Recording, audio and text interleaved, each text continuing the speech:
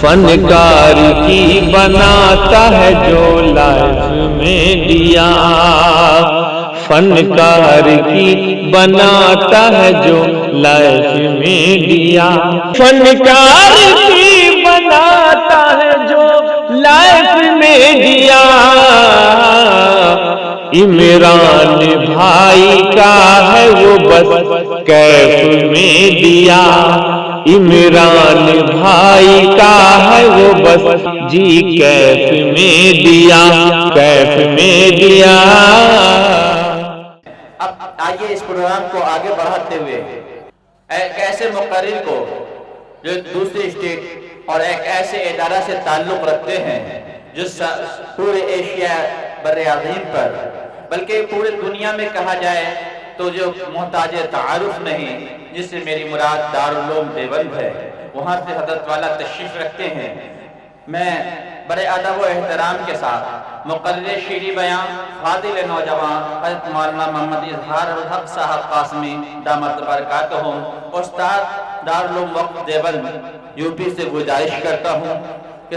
Stage پہ تشریف لائیں اور سامعین کو مواعظ حسنہ سے مستفید فرمائیں۔ حضرت مولانا مفتی اظہار الحق صاحب قاسمی۔ السلام علیکم ورحمۃ اللہ وبرکاتہ۔ بسم اللہ الرحمن الرحیم۔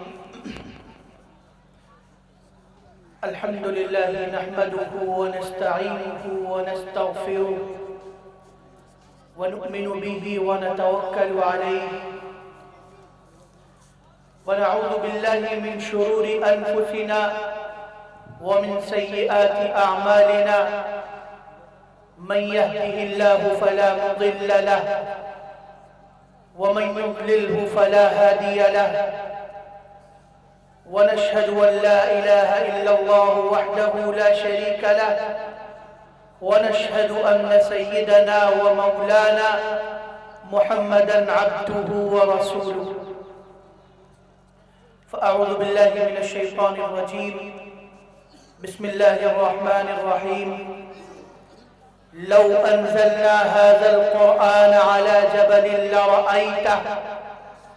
لرأيته خاشعا متصدعا من خشية الله، وتلك الأمثال نضربها للناس۔ صدق اللہ العظیم۔ معزز حاضرین گرامی، اسٹیج پر رونق افروز علماء کرام اور دور دراز سے تشریف لائے ہوئے دیگر مہمانان محترم، سب سے پہلے ہم بارگاہ رب العزت میں حمد و ثنا کے جذبات اور اس کے احساسات نچھاور کرتے ہیں، اور اس کے بعد میں اس جامعہ سے دستار فضیلت حاصل کرنے والے تمام طلباء کو مبارکباد میں ذاتی طور پر پیش کرنا چاہتا ہوں، اور اس کے بعد ادارے کے جملہ منتظمین، جملہ خدام اور ادارے کے تمام ذمہ داران اور خاص طور پر مولانا قمر عالم صاحب کو مبارکباد پیش کرتا ہوں۔ ان کی جہد مسلسل اور حسن سعی کا یہ ایک عنوان ہے جس عنوان سے آج ہم اور آپ یہاں پر جمع ہیں۔ خطابات اہم آپ سنیں گے، علماء کرام یہاں پر تشریف فرما ہے۔ چند باتیں مجھے آپ سے عرض کرنی ہیں۔ میں نے چونکہ دستار فضیلت کا موقع ہے، قرآن کریم کی تکمیل کا موقع ہے، اسی لیے اسی مناسبت سے میں نے آپ حضرات کے سامنے ایک آیت پڑھی ہے، لیکن اس سے قبل میں یہ چاہوں گا کہ آپ حضرات جو ادھر ادھر بیٹھے ہیں وہ براہ کرم اس درمیان میں تشریف لائیں اور پنڈال کو پر کریں۔ یہ انتہائی نازیبا طریقہ کار ہے اور انتہائی غلط طریقہ ہے جس طریقے کے اوپر آپ حضرات کھڑے ہیں۔ براہ کرم آپ حضرات یہاں پر بیٹھ جائیں، آپ حضرات یہاں پر آ جائیں جو لوگ ادھر کھڑے ہیں۔ میں نے آپ کے سامنے آیت پڑھی، جس کے اندر اللہ تبارک و تعالی ارشاد فرماتے ہیں لو انزلنا هذا القرآن على جبل لرأيته خاشعا متصدعا من خشیۃ اللہ، کہ اگر ہم اس قرآن کو پہاڑ پر اتارتے تو اے مخاطب تم دیکھتے کہ وہ پہاڑ بھی اللہ کے خوف اور اس کی خشیت سے اس کے اوپر لرزہ طاری ہو جاتا۔ قرآن کریم جو سب سے آخری کتاب ہے، دستور ہدایت ہے، کتاب ہدایت ہے، سب سے محتم بالشان کتاب، اس کے بارے میں اللہ تبارک و تعالی خود ارشاد فرما رہے ہیں کہ اگر ہم اس کو نازل فرماتے پہاڑ کے اوپر تو تم دیکھتے کہ یہ اللہ کے خوف اور اس کی خشیت سے اس کے اوپر لرزہ طاری ہو جاتا۔ اس کی تفصیل میں جانے سے قبل میں آپ حضرات کو بتاتا چلوں کہ آپ حضرات اتنا جانتے ہیں کہ دینی مدارس اور دینی مکاتب جو ہمارے یہاں موجود ہے، وہاں پر عام طور پر طلبہ کے لیے کھانے پینے کا، رہنے سہنے کا اور اس کے ساتھ ساتھ تعلیم و تعلم کا معقول انتظام اور مکمل انتظام کیا جاتا ہے۔ اتنا آپ حضرات جانتے ہیں اور یہ تمام ادارے کے منتظمین کیا کرتے ہیں۔ آپ ذرا اس دنیا کو ایک مدرسہ تصور کیجئے، جس مدرسے کے اندر ہم اور آپ ایک طالب علم کی حیثیت سے موجود ہیں، جہاں پر ہم لوگ ایک طالب علم کی حیثیت سے داخل ہیں۔ اللہ تبارک و تعالی نے اپنی اس دنیا کو تصور کیجئے کہ اس مدرسے کی شکل میں بنایا، جہاں پر تمام انتظامات کیے جاتے ہیں۔ تمام انتظامات کیے گئے، اللہ تبارک و تعالی نے اس کائنات کے اندر، اس دنیا کے اندر اور اپنے اس مدرسے کے اندر ہر طرح کے انتظامات کیے، کھانے پینے کے انتظامات، رہنے سہنے کے انتظامات، اور پھر آپ کی تعلیم کے لیے، آپ کی ہدایت کے لیے اللہ تعالیٰ نے ایک دستور نامہ اور ایک کتاب ہدایت بھی نازل فرما دی۔ اور پھر اس کے بعد اس دستور ہدایت کی تعلیم کے لیے پیغمبر اللہ تبارک و تعالیٰ نے بھیجے، جو آپ کو اللہ کا پیغام آپ کے پاس لے کر کے آئے اور اس دنیا کو اور اس عالم کو اللہ کے پیغام سے روشناس کرایا۔ اس سے بڑی چیز اور کیا ہو سکتی ہے؟ پھر اس کے بعد دوسرے رخ پر آئیے اور دوسرے پہلو سے غور کیجئے۔ آپ اتنا جانتے ہیں کہ آپ کے علاقے میں اگر کوئی محتم بالشان، کوئی عظیم الشان شخصیت آ جائے، کوئی بڑی شخصیت آ جائے، تو آپ لوگ اس شخصیت کے شایان شان، اس کے اعزاز کا، اس کے اکرام کا انتظام کرتے ہیں۔ جس طرح کی شخصیت ہوگی اسی طریقے کے انتظامات کیے جائیں گے۔ ابھی قرآن کریم کا نزول بھی نہیں ہوا تھا کہ اللہ تبارک و تعالیٰ نے اس قرآن کریم کے شایان شان اللہ تبارک و تعالیٰ نے انتظامات فرما دیے۔ قرآن کریم کے اندر موجود ہے إِلَّا مَنْ خَطِفَ الْخَطْفَةَ فَأَتْبَعَهُ شِهَابٌ ثَاقِبٌ۔ ابھی قرآن کریم کا نزول بھی نہیں ہوا تھا، اس سے پہلے ہوتا یہ تھا کہ آسمان دنیا کے اوپر جو فرشتے موجود ہوا کرتے تھے، ان کے درمیان جو وحی الہی کی گفتگو ہوا کرتی تھی، جو باتیں ہوا کرتی تھی، وہ آپس میں فرشتے آپس میں ایک دوسرے سے گفتگو کرتے تھے، لیکن یہ شیاطین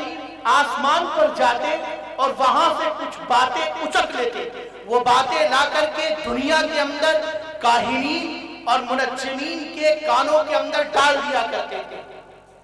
پھر یہی کاہنین دنیا کے اندر لوگوں کو وہ باتیں بتلاتے تھے،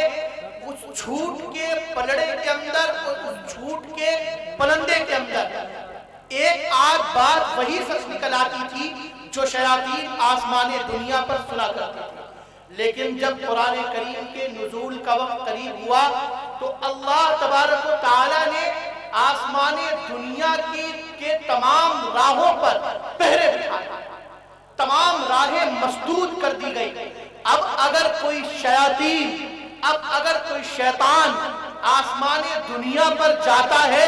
تاکہ کوئی چیز وہاں سے اچک لے تو اس کے اوپر اسی طریقے سے حملہ کیا جاتا ہے، اسی طریقے سے فائرنگ کی جاتی ہے جس طریقے کے اوپر کسی بارڈر کے اوپر کوئی اچکا گھس آئے، کوئی اجنبی شخص گھس آئے، اس کے اوپر وہاں پر موجود محافظین کیا کرتے ہیں۔ پھر اس کے بعد آئیے اس قرآن کریم کے لیے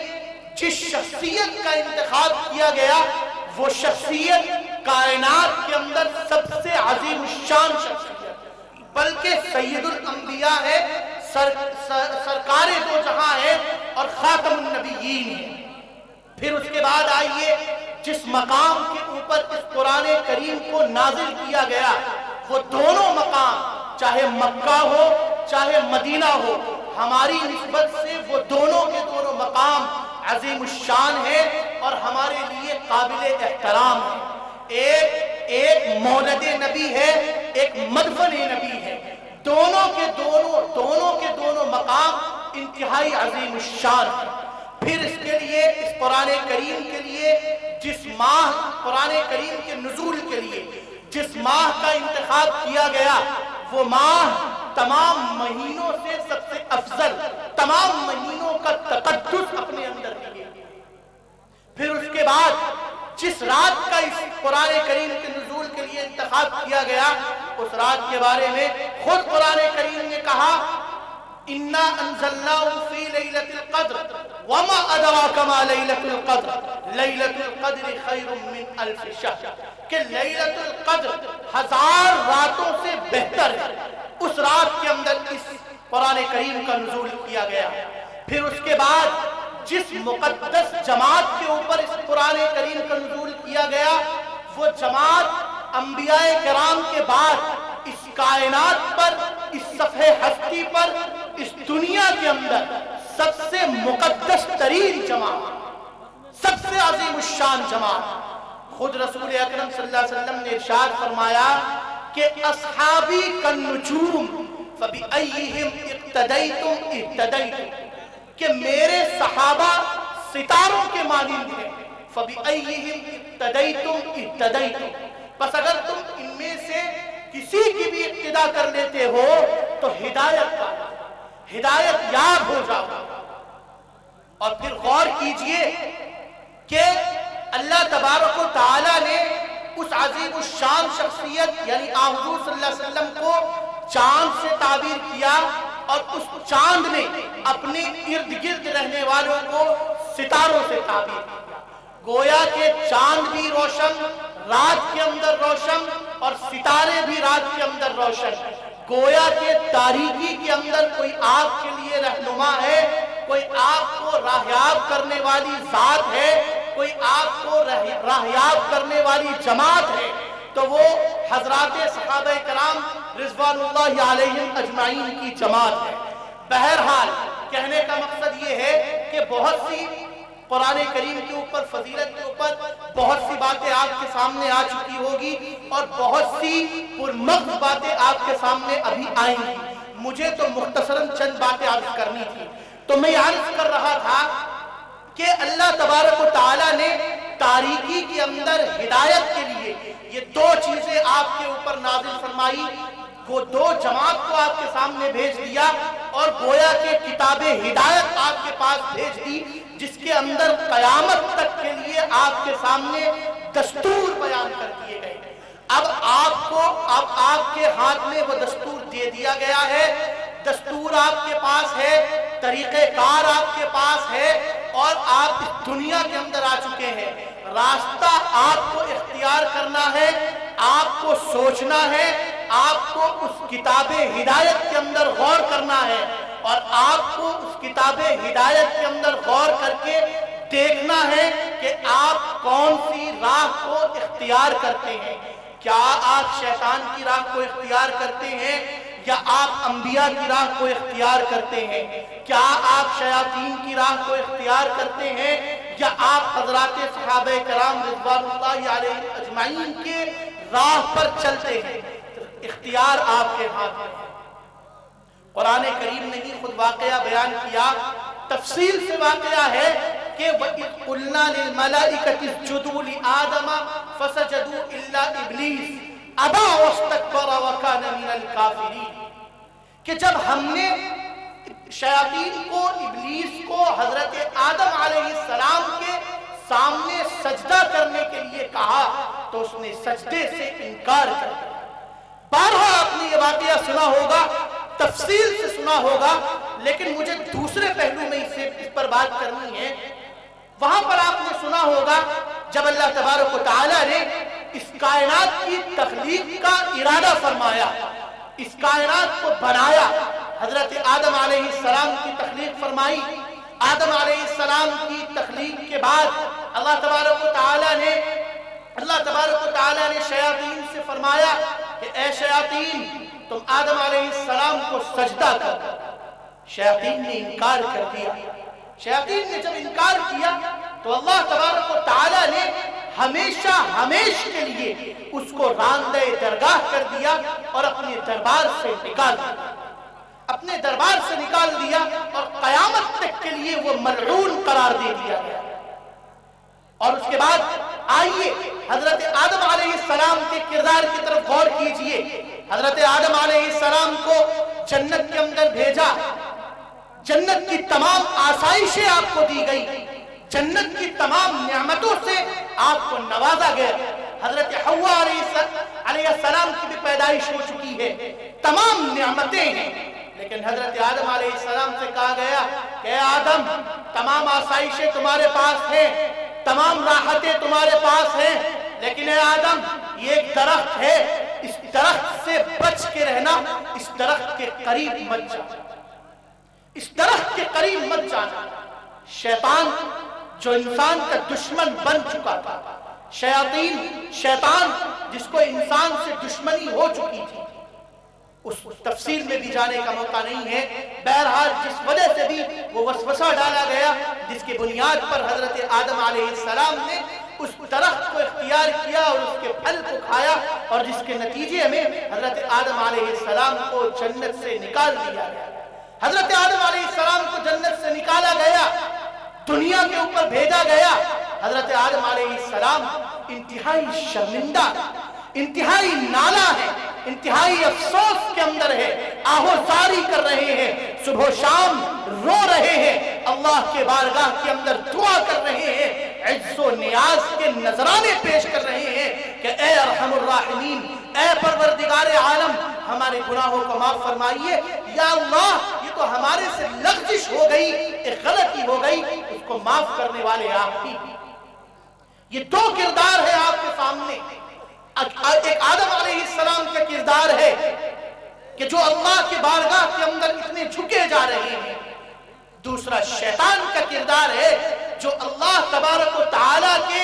حکم سے عدولی کے لیے ہمہ وقت تیار ہے۔ آپ اس کے اندر غور کیجئے کہ آپ کو کون سے راہ کو اختیار کرنا ہے، آپ کو کن کی راہ پر چلنا ہے، آپ کو کن کی راہ کو اختیار کرنا ہے۔ جس شخص کے اندر آدمیت جتنی زیادہ ہوگی، یاد رکھیے اس کے اندر آدم کے اوصاف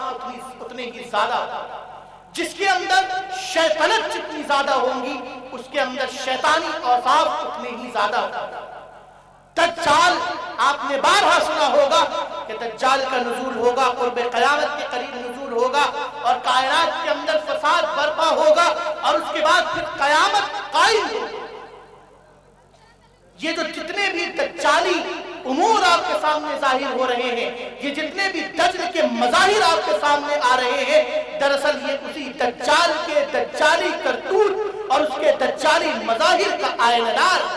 آپ کو اختیار کرنا ہے کہ آپ دجال کی راہ کو اختیار کرتے ہیں، آپ دجل کی راہ کو اختیار کرتے ہیں، یا انبیاء کی راہ کو اختیار کرتے ہیں۔ آپ کتاب ہدایت کو لے کر کے چلتے ہیں، یا آپ دجل کی راہ کو اختیار کرتے ہیں، آپ شیطان کی راہ کو لے کر کے چلتے ہیں۔ قرآن کریم نے کہہ دیا، یا ایھا الذین آمنوا ادخلوا فی السلم کافہ، اے ایمان والو تم مکمل کے مکمل اسلام کے اندر داخل ہو جاؤ، ولا تتبعوا خطوات الشیطان، اور شیطان کے نقش قدم کی پیروی مت کرو۔ اسلام میں داخل ہونے کا کیا مطلب ہے؟ اسلام میں داخل ہونے کا مطلب یہ نہیں ہے کہ جب آپ مسجد کے اندر پہنچ رہے ہیں تو لمبی لمبی نمازیں ہو رہی ہیں، لمبی لمبی تہجد ادا کی جا رہی ہے، لمبے لمبے نوافل ادا کیے جا رہے ہیں، لیکن وہی شخص جب بازار کے اندر آتا ہے تو ناجائز طریقے کے اوپر تجارت کر رہا ہے، ناجائز طریقے کے اوپر خرید و فروخت کر رہا ہے، ناجائز طریقے کے اوپر معاملات کر رہا ہے، یہ اگر غلط طریقے کے اوپر اخلاقیات اختیار کیے ہوئے ہیں، اپنے رشتہ داروں کے حقوق کو ادا نہیں کرتا، اپنے پڑوسیوں کے حقوق کو ادا نہیں کرتا، یاد رکھیے اگر آپ یہ سوچ رہے ہیں کہ ہم نے صرف کلمہ طیبہ پڑھ کر کے ہم نے اسلام کا حق ادا کر دیا تو اس کو بھول جائیے۔ اسلام کے اندر داخل ہونے کا مطلب یہ ہے کہ آپ اپنے آپ کو مکمل اسلام کے اندر داخل ہو جائیں اور اپنے آپ کو اس احکم الحاکمین کے آگے اپنے سر کو جھکا دیں۔ آپ نے بارہا حضرت ابراہیم علیہ السلام کا واقعہ سنا ہوگا، حضرت اسماعیل علیہ السلام کا واقعہ سنا ہوگا۔ جب حضرت اسماعیل علیہ السلام اپنے والد سے ذکر کرتے ہیں کہ ابا جان میں نے خواب کے اندر دیکھا کہ مجھے ذبح کیا گیا، بلکہ حضرت ابراہیم علیہ السلام فرماتے ہیں کہ میں نے خواب کے اندر دیکھا کہ میں اپنے بیٹے کو ذبح کر رہا ہوں، اپنے بیٹے سے تذکرہ کرتے ہیں۔ حضرت اسماعیل علیہ السلام فرماتے ہیں کہ جس چیز کا آپ کو حکم دیا گیا ہے یا ابت افعل ما تؤمر ستجدنی انشاءاللہ من الصابرین، کہ جس چیز کا آپ کو حکم دیا گیا ہے آپ اس کو کر گزریں، ان قریب آپ مجھے صبر کرنے والوں میں سے پائیں گے، آپ مجھے صابرین میں سے پائیں گے۔ ذرا دیکھیے اس منظر کو، حضرت ابراہیم علیہ السلام حضرت اسماعیل کو میدان کے اندر لے جاتے ہیں، ان کو زمین کے اوپر لٹا دیا گیا اور پھر چھری چلائی جا رہی ہے اور پھر ایک آسمان سے مینڈھا آتا ہے جس کو ذبح کر دیا جاتا ہے، ذبح ہو جاتا ہے۔ لیکن اس منظر کو قرآن کریم نے کس خوبصورتی سے پیش کیا۔ قرآن کریم کہتا ہے فَلَمَّا أَسْلَمَ وَتَلَّهُ لِلْجَبِينِ، کہ دونوں نے یعنی باپ اور بیٹے یعنی حضرت ابراہیم علیہ السلام اور حضرت اسماعیل علیہ السلام دونوں نے اپنے سر تسلیم کو خم کر دیا، دونوں اسلام لے آئے، یعنی اپنے آپ کو سر تسلیم خم کر دیا اور اپنی پیشانی کو جھکا دیا۔ دراصل اسلام اسی کا نام ہے، یہی آپ سے مطلوب ہے، یہی آپ سے مقصود ہے، یہی آپ سے طلب کیا گیا ہے کہ آپ اپنے آپ کو اس احکم الحاکمین کے آگے جھکا دیں، آپ اپنے آپ کو اس پروردگار کے آگے جھکا دیں اور جو احکامات اس پروردگار کی جانب سے آپ کو دیے گئے ہیں ان تمام احکامات پر عمل پیرا ہو جائے، ان تمام احکامات کو بجا لائیں۔ ایک حدیث کے اندر آتا ہے رسول اکرم صلی اللہ علیہ وسلم صحابہ کرام سے ارشاد فرماتے ہیں کہ جانتے ہو تم لوگ کہ مفلس کون ہے، سب سے زیادہ کنگال کون ہوگا بلکہ قیامت کے دن؟ صحابہ کرام فرماتے ہیں کہ ہم لوگ تو مفلس اسی کو جانتے ہیں جس کے پاس پیسہ نہ ہو، جس کے پاس دولت نہ ہو، جو دنیاوی اعتبار سے کنگال ہو۔ حضور صلی اللہ علیہ وسلم فرماتے ہیں کہ نہیں، وہ شخص مفلس نہیں ہے، وہ شخص کنگال نہیں ہے، بلکہ مفلس اور کنگال وہ شخص ہے جو شخص کل قیامت کے دن اس حالت کے اندر آئے گا کہ اس کے نامہ اعمال میں نیکیاں بھری ہوں گی، اس کے نامہ اعمال میں بے انتہا نمازیں ہوں گی، اس کے نامہ اعمال میں بے انتہا روزے ہوں گے، اس کے نامہ اعمال میں بے انتہا عبادات ہوں گی۔ اس کو پیش کیا جائے گا عبادات سے اور اللہ اور نمازوں سے اس کے نامہ اعمال بھرے ہوئے،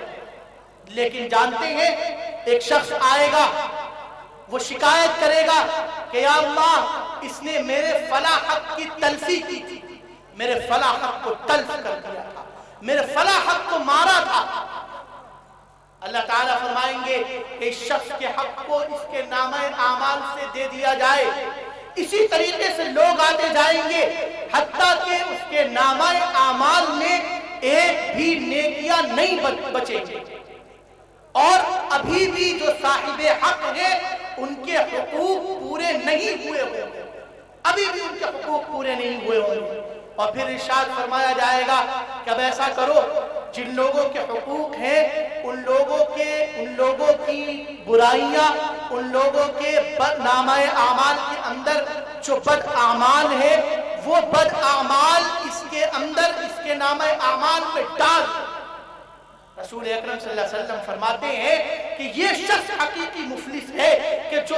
تمام عبادات اور تمام چیزیں ہونے کے باوجود بھی آخرت کے اندر کنگال ہے۔ آپ ذرا تصور کیجئے کہ کتنا سخت معاملہ ہے حقوق العباد کا، کتنا سخت معاملہ ہے بندوں کے حق کا۔ ہم اور آپ یہ سوچتے ہیں کہ ہم نے نمازیں پڑھ لی، ہم نے عبادات کر لی، ہم نے روزے رکھ لیے تو ہم بس بچ گئے، اور پھر ہم نے تمام حقوق ادا کر دیے، گویا کہ ہم نے بندوں کے حق ادا نہیں کیے لیکن نماز پڑھ کر کے ہم کامیاب ہو گئے۔ اس کو بھول جائیے، آپ کو تمام حقوق ادا کرنا ہے۔ آپ کو آپ کے معاملات بھی درست ہونے چاہیے، آپ کی معاشرت بھی درست ہونی چاہیے، آپ کے اخلاقیات بھی درست ہونے چاہیے، آپ کا رہن سہن، آپ کا لباس، آپ کا طریقہ کار، آپ کا طرز زندگی، وہ تمام کے تمام اسلامی سانچے کے اندر ہونا چاہیے۔ یہی آپ سے مطلوب بھی ہے اور یہی مقصود بھی ہے، یہی مقصود بھی ہے اور یہی آپ سے طلب بھی کیا گیا ہے۔ ایک واقعہ مجھے یاد آ گیا اور وہ واقعہ میں بیان کر کے اپنی بات ختم کروں گا۔ مشہور صحابی ہیں، آپ جانتے ہیں، ایک موقع کے اوپر رسول اکرم صلی اللہ علیہ وسلم غزوہ خیبر کے اندر تشریف فرما ہے۔ ایک شخص آتا ہے، چرواہا ہے، انتہائی سیاہ فام ہے، انتہائی کالا ہے۔ صحابہ کرام رضوان اللہ علیہم اجمعین سے پوچھتا ہے کہ تمہارے سردار، تمہارے آقا کہاں؟ صحابہ کرام رضوان اللہ علیہم اجمعین فرماتے ہیں کہ وہ جو کٹیا سی ہے، وہ جو ایک گھر ہے، اس کے اندر جناب نبی کریم صلی اللہ علیہ وسلم تشریف فرما ہے، تم وہاں پر چلے جاؤ اور وہاں پر تمہیں وہ مل جائے۔ وہ شخص کہتا ہے کہ کیا مذاق کرتے ہو، اتنا بڑا کمانڈر، اسلام کا اتنا بڑا سردار، اور وہ اس چھوٹی سی جگہ کے اندر رہے گا؟ وہ کہتا ہے، صحابہ کرام فرماتے کہ نہیں، اسی کے اندر تشریف فرما ہے، تم جاؤ اور جا کر کے ملاقات کرو۔ رسول اکرم صلی اللہ علیہ وسلم کی خدمت میں حاضر ہوتا ہے، رسول اکرم صلی اللہ علیہ وسلم سے پوچھتا ہے کہ یا رسول اللہ، آپ کا پیغام کیا ہے؟ آپ کیا دین لے کر کے آئے ہیں؟ آپ کا کیا کہنا ہے؟ رسول اکرم صلی اللہ علیہ وسلم ارشاد فرماتے ہیں کہ میں اس بات کا پیغام لے کر کے آیا ہوں کہ اللہ کے سوا کوئی معبود نہیں، تنہا وہ کائنات کا مالک ہے، اور میں اس کا رسول ہوں اور میں آخری نبی ہوں، اس بات کا اقرار کرتا ہوں۔ فوراً ایک معمولی شخص ہے، وہ پوچھتا ہے کہ اگر میں اس بات کا اعتراف کر لوں، اگر میں اس بات کا اقرار کر لوں تو مجھے کیا فائدہ حاصل ہوگا، مجھے کیا ملے گا؟ رسول اکرم صلی اللہ علیہ وسلم ارشاد فرماتے ہیں کہ ہم تمہیں اپنے سینے سے لگا لیں گے، تمہارے جسم کے اندر جو بدبو آ رہی ہے، اللہ تبارک و تعالیٰ اس بدبو کو خوشبو کے اندر تبدیل فرماتا ہے۔ لیکن یاد رکھو کہ تمہارے اوپر اس سے پہلے کہ تم اسلام قبول کرو تمہارے اوپر کچھ حقوق بھی عائد ہوں گے، ان حقوق کی بھی رعایت کرنی ہے۔ فوراً وہ شخص کہتا ہے کہ اشہد ان لا الہ الا اللہ و اشہد ان محمد رسول اللہ، وہ گواہی دیتا ہے اور دائرہ اسلام کے اندر داخل ہو جاتا ہے۔ حضور صلی اللہ علیہ وسلم ارشاد فرماتے ہیں کہ جس وقت تم نے اسلام قبول کیا ہے، یہ وقت نہ تو کوئی نماز کا ہے، یہ وقت نہ تو روزے کا ہے، یہ وقت نہ تو کسی اور عبادت کا ہے، بلکہ اس وقت صرف ایک عبادت ہے، وہ عبادت جو تلوار کے سائے کے نیچے کی جا رہی ہے، اور اس عبادت کو تلوار کے سائے کے نیچے ادا کیا جا رہا ہے، اس عبادت کو ادا کر۔ لیکن اس عبادت کو ادا کرنے سے پہلے یاد رکھو، اس عبادت کو ادا کرنے سے پہلے تم ایک چرواہے ہو، تمہارے پاس جو بکریاں ہیں وہ تمہاری اپنی بکریاں نہیں، تم امانت پر لے کر کے آئے ہو اور یہ بکریاں دوسرے کی امانت ہے۔ ذرا تصور کیجئے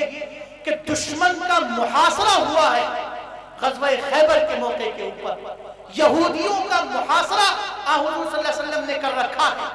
پورا ان کا جو قلعہ ہے اس پورے قلعے کو حضور صلی اللہ علیہ وسلم اور آپ کے صحابہ کرام نے گھیر رکھا ہے۔ اس دشمن کا ایک آدمی اسلام قبول کرتا ہے، اس کی امانتیں، اس کی ودیعتیں اس شخص کے پاس ہے۔ حضور صلی اللہ علیہ وسلم فرماتے ہیں کہ تم نے اسلام قبول کر لیا لیکن یہ جو امانت ہے وہ دوسرے کی ہے، جاؤ پہلے اپنی امانت ادا کر کے آؤ۔ یہ امانت کسی مسلمان شخص کی نہیں تھی، کسی صحابی کی نہیں تھی، کسی مسلمان اور کسی اللہ والے کی نہیں تھی، بلکہ یہودی اور کافر اور سب سے بڑے اس وقت کے دشمن کی تھی۔ حضور صلی اللہ علیہ وسلم فرماتے ہیں کہ چونکہ یہ امانت ہے جاؤ امانت ادا کر کے آؤ۔ وہ شخص جاتا ہے، یہودی کو اپنی بکریاں واپس کرتا ہے، واپس آنے کے بعد غزوے کے اندر شریک ہو جاتا ہے اور ہونے کے بعد غزوے کے اندر ہی وہ مقتول بھی ہو جاتا ہے۔ جنگ ختم ہوتی ہے، جنگ کے بعد ایک موقع کے اوپر، ایک جگہ کے اوپر چند لوگوں کو دیکھا گیا کہ حضرات صحابہ کرام رضوان اللہ علیہم اجمعین جمع۔ حضور صلی اللہ علیہ وسلم نے پوچھا کہ کیا بات ہے، کیوں یہاں پر جمع ہیں لوگ؟